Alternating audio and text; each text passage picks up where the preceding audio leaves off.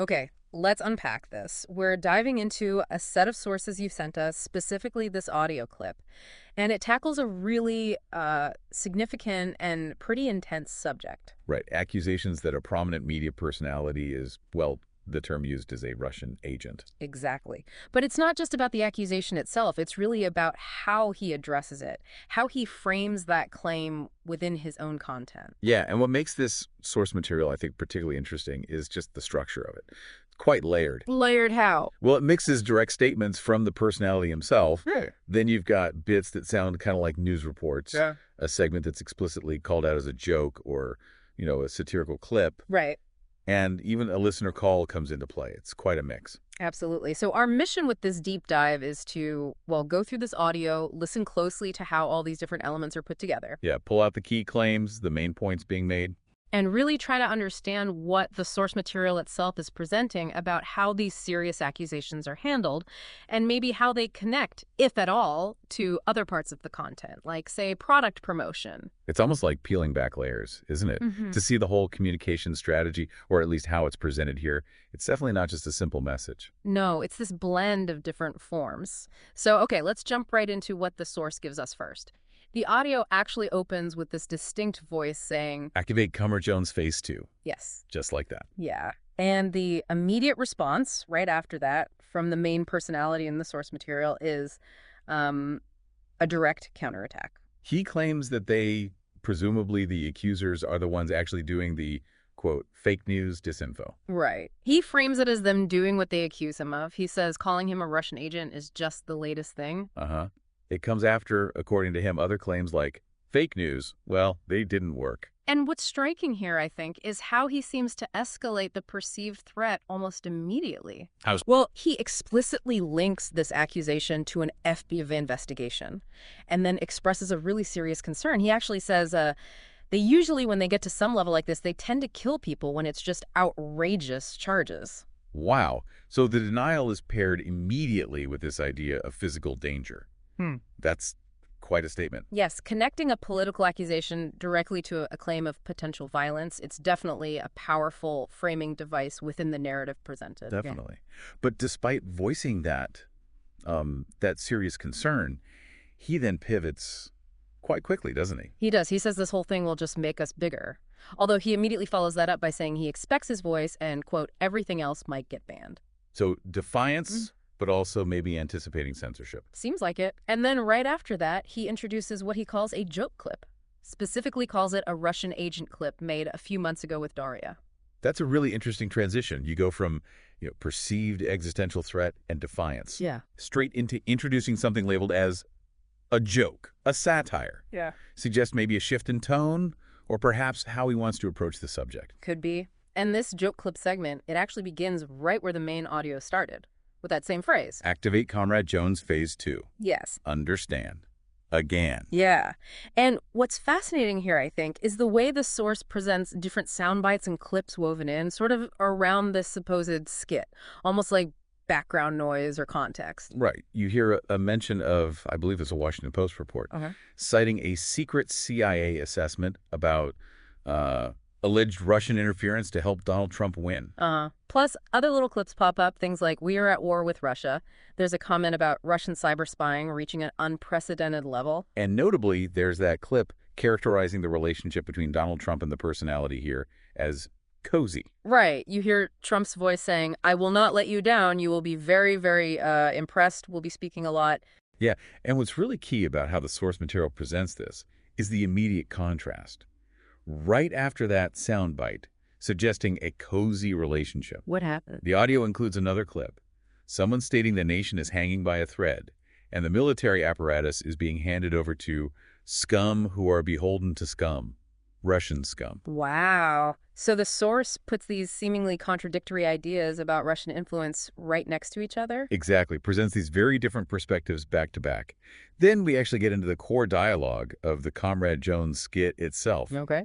It involves a voice presented with a sort of Russian accent speaking to Mr. Jones, and this Russian voice declares, Mr. Jones, you've been activated. This is very important. And it lays out a mission. It does. It states the first part of the mission is done with Mr. Trump in office, and then it lists these specific goals.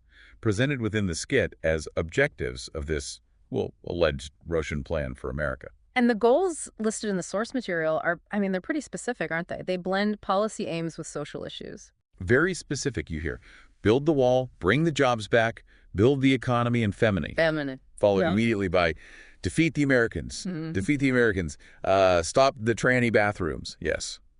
So the insight here might be that the satire, or what's presented as satire, isn't just general poking fun. It's targeting specific, often controversial political and social points. Right. And phrasing them as foreign objectives. Perhaps using humor as a way to, I don't know, discuss or maybe even validate these stances for the intended audience. Could be. But then here's where the skit, as presented in the source, takes a really unexpected turn. Oh. The Russian voice suddenly says something like, "They loved Hillary, so beautiful and pure, and we've turned them from the beautiful angel to the devil." Yeah. And adds, I'm sorry, I was in America. I learned that Hillary was good. That is strange. What does the Mr. Jones character say? He responds, "No, we have to continue to do our mission." Rejects it, basically. So it's this odd moment within the skit. The supposed Russian agent expresses this sudden, fondness for Hillary Clinton, only for the character playing Mr. Jones to shut it down and insist on staying on mission. Very bizarre. Yeah. And then right after that, the Russian voice expresses concern about another media figure, Tucker Carlson. What about him? The voice says, "They learned that our top agent is Tucker Carlson, the congressman. The congressman on TV on the Fox expose us." So the source material layers in these accusations, or at least implications, about other figures, all within this alleged satirical framework. Seems that way. And the audio keeps weaving in other sound bites, too. Some seem directed at someone accused of, being influenced by or working for the Kremlin. Like what? Questioning their position on an intelligence committee, suggesting they move their show to RT Russian television, things like that. Okay. So interspersing the skit with these other commentary clips, then does it go back to the skit? Yes. Back inside the Comrade Jones skit, the Russian voice continues listing more program outcomes for this alleged mission in America. More objectives, like what? Well, it includes cutting taxes, allowing Americans to breed again, containing the collapse of the United States from globalism, not funding radical jihadis and other evils, allowing families to raise children, not giving vaccines, and lowering IQs. Wow, that's quite a list. And the voice explicitly states, "We are destroying America as planned. We are doing well." So the skit lists this whole range of outcomes, everything from tax policy to social issues to public health, all presented as these objectives of a foreign powers plan. But then, immediately after listing all those detailed objectives for, quote, destroying America, the Russian voice does that sudden reversal again. The Hillary thing again. Yep, says, "And it's wrong because Hillary is an angel." And this time, the Mr. Jones character actually responds, "I began to realize this. She is an angel, and she wants to help me." Wait, so the Mr. Jones character agrees this time? Seems like it, in the skit. And the very last line from the Russian voice in that skit is, "No, you've got to be sent for reprogramming." Reprogramming. Huh. So it just ends abruptly with this sudden turn and then a directive for reprogramming, almost like the mission failed or went off the rails within the skit itself. That's how it's presented. And the soundbite you hear immediately after the skit wraps up is actually quite critical. Critical of whom? It says, "It's also what happens when you listen to the radio host Alex Jones. I don't know what happens in somebody's mind or how dark their heart must be." So the source material includes this complex, kind of bizarre skit, but then follows it right away with what sounds like a really serious, harsh critique of the very personality it was seemingly parodying. That's quite a juxtaposition. It's a real mix of tones and messages packed together there. Okay, let's transition now, though, to the final segment presented in the source material, which is a listener call. Right. The personality introduces Deb in Florida. And Deb calls in with a completely different kind of message, doesn't she?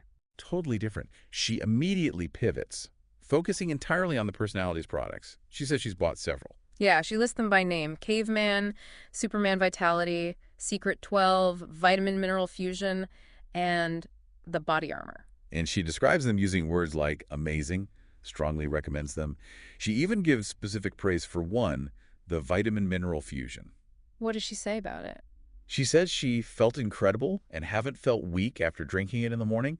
She also expresses really strong support, saying she loves the personality and the whole InfoWars crew. And the personality's response to Deb. Oh, very positive, very reinforcing. He thanks her, calls her the type of lizard that makes it all possible. Wizard. That seems to be the term used. He asks which products she liked best, and then enthusiastically agrees out the vitamin mineral fusion, saying it's amazing, incredible. Okay, and here is where the source material, I think, brings it all together very, very explicitly, directly following that listener call, praising the products. What does he say? The personality states, quote, "What you find in our news is the same thing you find in our products at InfoWars.com. It's a win-win, InfoWars.com. Wow, okay. That is a direct link. Connecting the content, which in this specific clip includes addressing these serious accusations through all those layers, including the satire. Right. Connecting that directly to the commercial products being sold, saying the news and the products are the same thing. Yeah. Wow. So just reflecting on the journey through this source material, I mean, we started with a direct, pretty strong denial of a serious accusation, linking it to perceived personal danger. Then we move through this really complex layered segment, blending news clips, the satirical skit exploring themes of foreign interference, specific political and social goals. Right, and we ended with a listener call, just enthusiastically promoting products, followed by that explicit statement connecting the content directly to the commerce. It's a remarkable combination of elements, isn't it? All within one piece of audio. The source material, as presented, it addresses accusations, it uses humor or satire, that joke clip, which itself contains layers and these surprising twists. It incorporates what sound like news reports or commentary, includes very positive listener testimonial, and then draws that direct line, content equals products for sale. What does that structure suggest, about the overall communication strategy potentially at play here, and the effect on the listener? It seems designed, perhaps, to manage serious accusations, maybe deflect them with humor. Engage the audience with varied content. Validate the platform's perspective through that listener feedback. And ultimately drive sales, presenting the information and the products as completely unified. Yeah. What really stood out to me was that deliberate blending. You have these specific, often sensitive social and political topics listed as potential Russian objectives within the skit, right alongside the detailed praise for specific health products mentioned by name in the listener call, and then capped off with that clear statement. The news and the products are the same thing. It's quite the package. It definitely raises an important question for you, the listener. After hearing this deep dive, hearing how the source material presents these different pieces, the denial, the layered audio, the satire touching on those charges and political figures, the news clips, the direct product pitch and testimonial, how does seeing them presented together in this specific sequence change your understanding of how information and other messages are conveyed in this context? It definitely gives you pause, makes you consider how these disparate elements are being connected and framed together. Indeed. And maybe consider that final transition presented in the source, directly moving from framing serious accusations through a satirical lens, one that touches on really controversial topics. Straight into a listener enthusiastically promoting specific products. And then the personality explicitly stating the content and the products are the same thing. What does that connection, as presented in this source material, imply about the nature of the information being shared, or perhaps the kind of relationship being cultivated with the audience? Something to think about.